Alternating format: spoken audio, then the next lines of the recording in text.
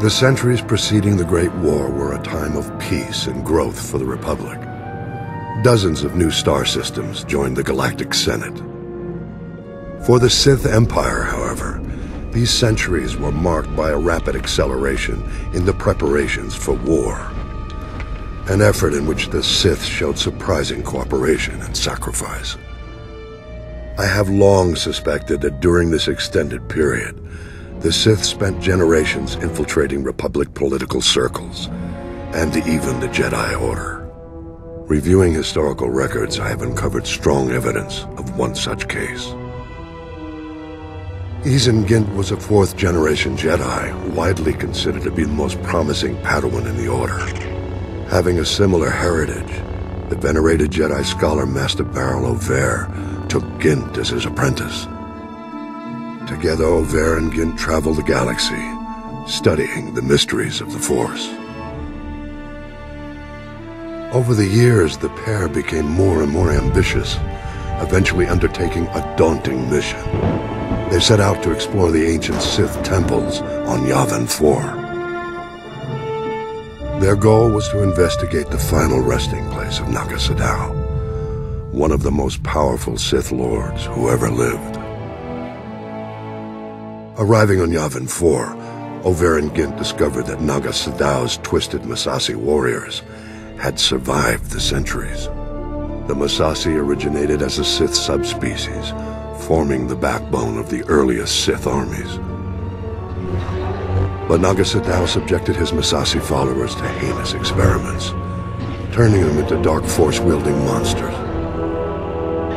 Gint and Master Over fought bravely against the Massassi, but they were defeated and forced to flee deep into the temple. There they encountered the dark energies still lingering in Naga Sadow's tomb.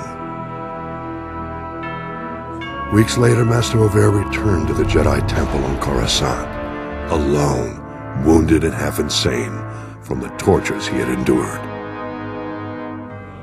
After a lengthy recovery, Master Over told a tale of the horrors he faced, and of Gint's tragic death. Several years passed. Then one day, Izen Gint mysteriously reappeared on Coruscant, wearing the garb of the Massassi warriors and bent on killing Master Over. Possessed by the dark spirit of Naga Sadow, Gint attacked his former master in broad daylight. The brutal battle between the two was staged, with all the Republic watching. Gint's borrowed powers were formidable, but Master Over won the day. Over's triumph over darkness was celebrated, and the Jedi Council assumed that all was well. The question no one asked was this: why would Naga Sadow's spirit seek vengeance, specifically against Master Over? The answer has become clear after a closer look at Over's Jedi heritage. His father and grandfather also went out of their way to visit the tombs of the ancient Sith Lords. They were a family of Sith infiltrators. Over's mission on Yavin 4 was not for the Jedi. It was on behalf of his true master, the Dark Emperor of the Sith. The Emperor knew the spirits of the ancient Sith Lords could be a threat to his power when he returned to the known galaxy a century later. Over's trip to Yavin 4 was a preemptive strike. To seal Naga Sadow's tomb and ensure the Emperor's only enemies when he returned would be the Jedi and the Republic. How unfortunate that we've only learned the terrible truth about Master Over more than a century too late. Of course, this revelation only raises further questions. What other acts of dark subterfuge were Over and his family involved in?